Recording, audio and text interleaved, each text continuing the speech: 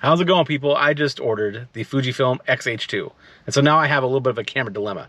So what do I do with my Sony A7 IV? Because I had originally bought the A7 IV in order to track autofocus. Like if I'm out doing a YouTube video, I could set this thing up on a tripod, get some video of me doing my thing. And also for me to be able to get some high speed, high autofocus tracking shots of my son doing taekwondo and those kind of events. So that's the whole reason I got the A7 IV. And so now with the X-H2 coming, I'm not gonna have as much of a need for this thing. I don't really care about the debate between full frame and APS-C. For me, the difference is pretty minimal, honestly. I get it, I understand why people think it's a big deal. I think that the image quality is a little bit better on full frame, but in my years of using APS-C and printing them really, really big on the wall, you know, 30, 40, 50, 60 inches and doing panoramas with it, man, I'm just finding that I can work around it, and it looks like that X-H2 is gonna be pretty sweet. So I'm not too worried about the image quality part of this.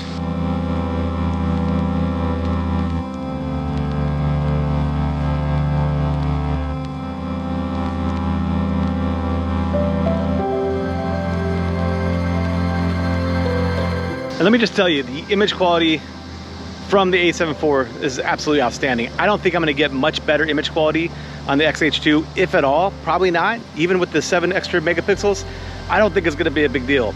I think for me, it's just the idea of splitting the system in two.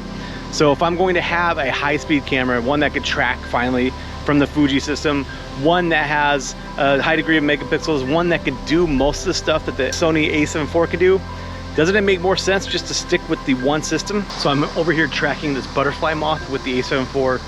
And once again, it's one of those astounding cameras. I have it on tracking mode, so it's looking at the whole screen and it's looking for an animal. And I told it to look for a bird.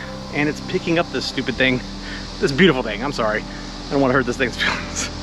It's stupid because its wings are going so crazy. But this thing's moving around and the A7 IV is actually tracking this amazing little creature as it moves among the flowers there. And that's something that the Fuji system has never even come close to being able to do so far.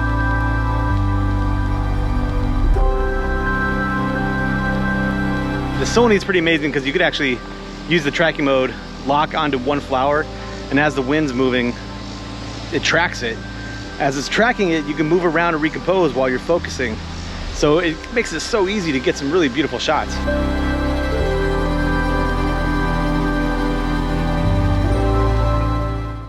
I know the Fuji cameras could do something very similar, but they just never have been as sticky. They don't stay on the subject even close to as accurately as the Sony A7 IV or even like something like the Canon R6 can do.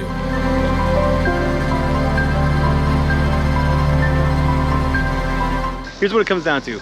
If I can go out to Heron Haven, someplace like this, and I could have the X-H2 do pretty much exactly what the A7 IV can do, then I'm gonna get rid of the A7 IV, no doubt. And that's about it for the Camera Dilemma edition of September 2022. I'm gonna give you guys a bunch more insight on what I think about the X-H2 once it comes in, and we'll figure out what to do with this pretty awesome piece of technology.